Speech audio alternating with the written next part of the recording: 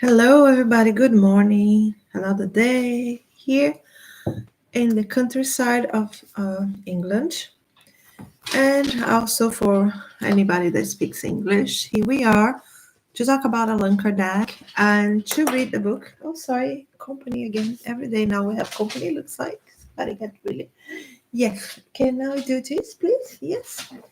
All right. So we're gonna continue doing the Gospel according to Spiritism, which is a book by Allan Kardec. I think it's his second book. The first one is the Spirits book, which I really recommend. I recommend today. I was in this page book on Facebook about Spiritism. Everybody is talking about channeling and Kundalini and Reiki and everything that has to do with energy, like energy, dealing with energy. And I was telling people, somebody was asking, like, I don't understand.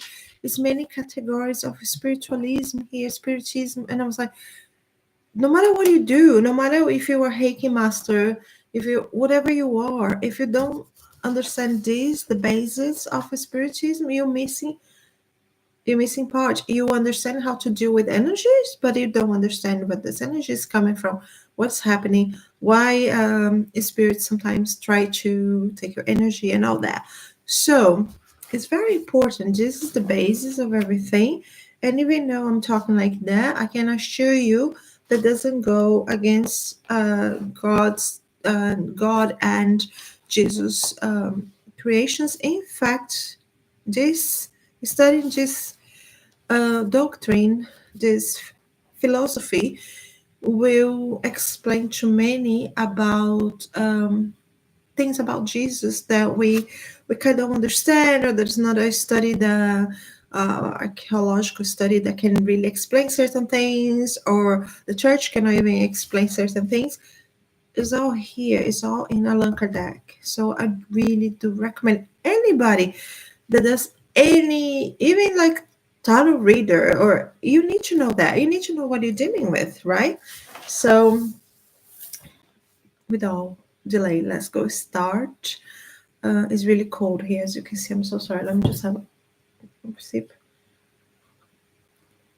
I normally do a prayer when I start, but I already did this before we start today, just because I felt was needed. All right, so let's go. Chapter 10. Blessed are the merciful. Forgive others so that God may forgive you. Well, I'm going to go back to this impactful, impactful, sorry if I say wrong, phrase, which is pure charity.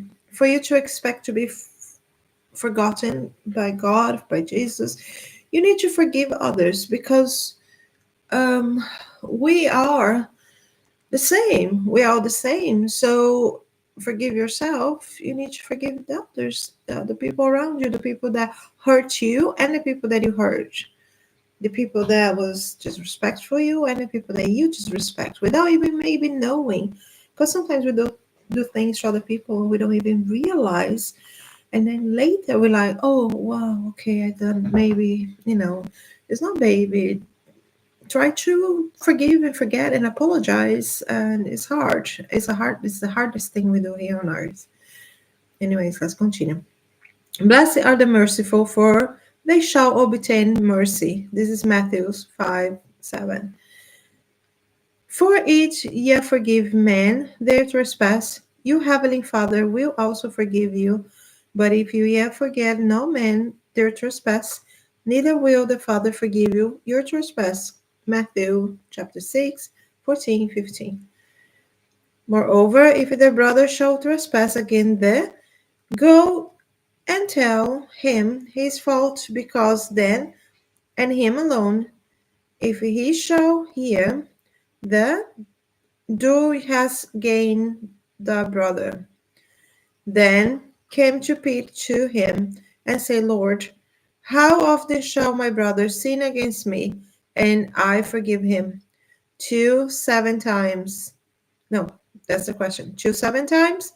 Jesus said unto him, I say, not on 3, until 7 times, but until 70 times 7. This is Matthew chapter 18, 15, 21, and 22. So now let's go to an explanation given to us by the spirits about what I just say about the Bible. Mercy is a complement to mildness, because the person who is not merciful cannot be mild and pacific. Mercy consists of being able to forget and forgive all offenses. Hate and rancor denotes a spirit without any elevation or magnanimity. Being able to forget offenses is the mark of the elevated soul, which does not perturb itself with the blows it may be dealt. The one is always anxious, of dark suspectibility, and full of bitterness, while the other is calm, full of sweetness and charity. Woe to those who say they will never forgive. If these people are not already condemned by making, then God will surely condemn them. What right has a person to demand forgiveness for their own faults if they are unable to forgive those of others? Does not Jesus teach that mercy must have no limits when he says that each one must forgive their brothers and sisters not merely 7 times, but 70 times 7?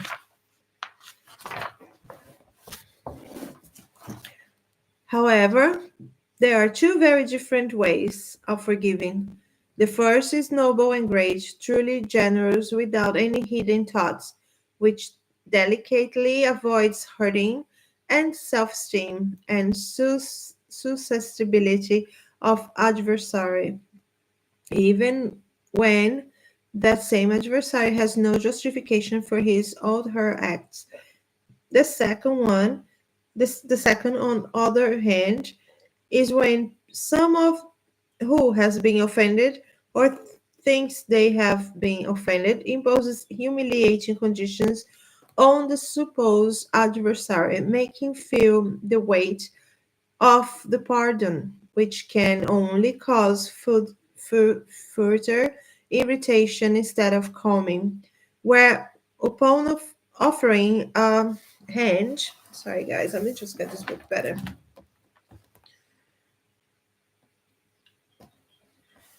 Okay, let's go again here. Upon offering a hand to the offended, this is not done with benevolence, but rather with ostentation, so that the person may say to others, "Look how generous I am." Oh, this is kind of political, I can say that. In these circumstances, a sincere reconciliation is quite impossible for either one. No, here there is no generosity, only a form of satisfying pride. In every dispute, the one who shows him or herself to be more conciliatory, who demonstrates more disinterest, charity, and real greatness of the soul, will always attract sympathy for those who are impartial. So, it was just going through my mind as I read here. The Book of Spirits, also by Allan Kardec, where he says that, spirits or the spiritual realm, the good spirits, they also know your thoughts and your intention, because when they see us, they don't see our body, our physical body, pretty much. They see what we are vibrating, and the vibration comes, our energy comes from our thoughts, and that's what transparent to them, so they know if you were doing something with your heart or if you're just pretending to do something because whatever it is. However, in other hand, if you're not a person that are used to do certain thing, let's say you're not a dancer, you're not used to dance, how are you going to start? By pretending to do that, by trying and imitating. So maybe pretending, imitating is not such a bad thing for the beginners. But of course, at some point, you wanted to be doing the real thing, right? So, continuing, reconciliation with your adversaries. Agree with tiny adversary quickly, which thou art in the way with him, lest at any time the adversary deliver thee to the judge, and the judge deliver thee to the officer, and thou be cast into prison. Verily I say unto thee, thou shalt by no means come to this till thou hast paced the uttermost farthing. Matthew chapter 5, 25, 26. Okay, in the act of pardon, as in general practice of God, there is not only a moral effect but also material effect. As is already known, death does not liberate us from our enemies. Vengeful spirits in the afterlife frequently pursue with a great hate all those whom they bear rancor. From this we understand the falsity of the proverb, the poison dies with the beast, when it is applied to mankind. The evil spirits wait for us on the other whom he does not like to return to the physical body, where he or she is partially captive, in order to more easily torment, hurt interests of harm of affections.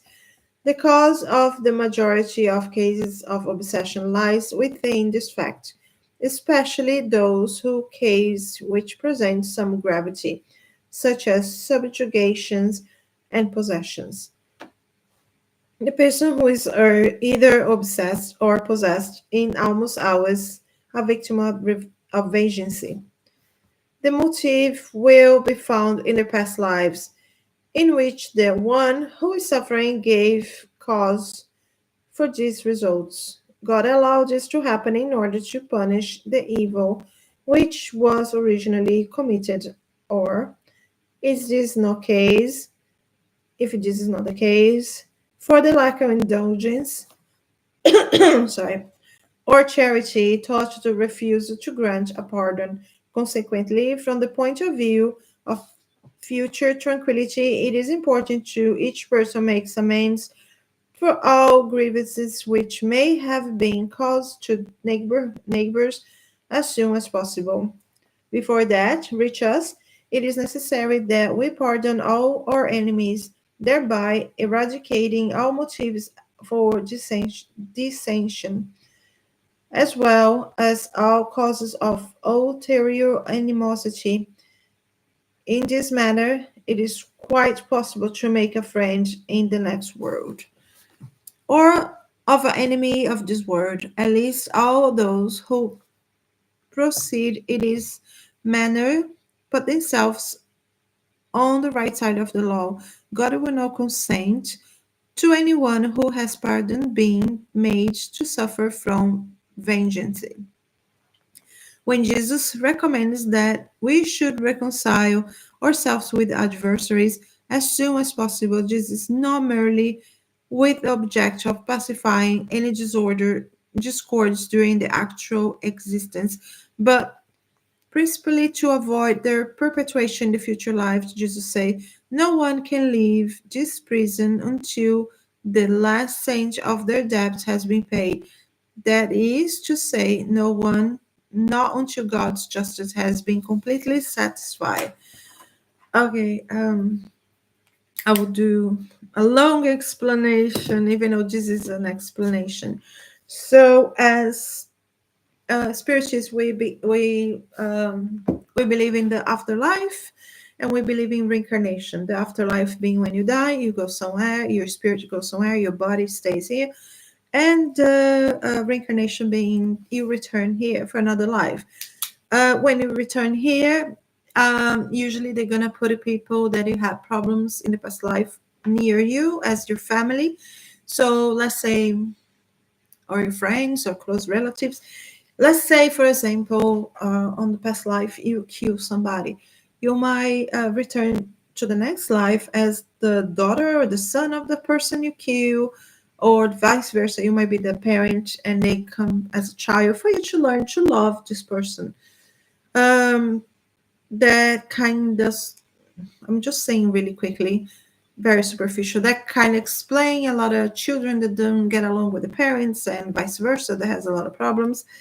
Um, so the main part is that we need to um, forgive and forget. And it's not by words. I remember I had an ex-boyfriend that was like, I have a situation, and I keep bringing it up, and he was like, "Well, you have to forgive and forget. I have to forgive, forget." And I was like, "I already forgive and forget, but I didn't clear the situation with the other person is still. So that's why I keep coming up. But in my heart, I already forgive, forget. But the fact that he was saying that, it was putting pressure on me, and that's not the way it should be. You don't forgive and forget for somebody pressurize and say that and put you down. You forgive and forget by solving the situation, by actually acting on mentally or physically or whatever it is in a good way. And for me, that even though I forgive and forget, there was no closure. There never been closure to the situation because never was addressed. It was almost like it was my obligation to forgive and forget. So this is it taught me that this is not real. I mean, somebody else expects you to forgive and forget. That would be great. That would be easy to be here if that was how things work, right? But no, and you cannot expect other people to also forgive and forget you. You do what you can, but don't expect it because this is their own um, free will. You know, everybody has free will to decide what they gotta do. So, what they talk about here when you die and afterlife, you bring your enemies is everybody thinks, oh, when life is over, it's over. No, it's not over. For us, it continues in another plane, in another realm. And yes, you attract the spirits that did not forgive and forget here in Earth. Doesn't mean they automatically will forgive and forget over there. Some of them want revenge. And also because we believe that the spirits are around us, we believe that the spirits that are, let's say you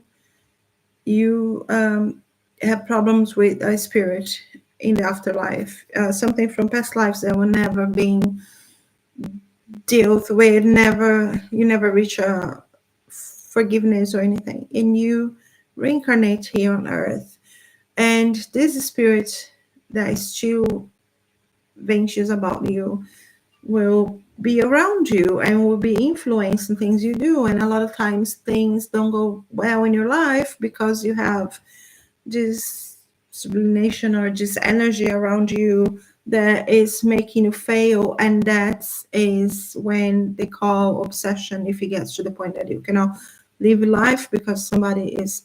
And this is kind of what we do in some spiritual healings with. We will contact these spirits and we have a chat and talk about and ask for our mentors and other entities to come in help of these spirits, and then take them to assistance because they are, we don't like calling them obsessors because they're just people that have been hurt by us in the past as we hurt them, and we don't remember in this life because here we have the veil of forgiveness, which is something that we forget about our past lives when we're living here because we are going through our trials.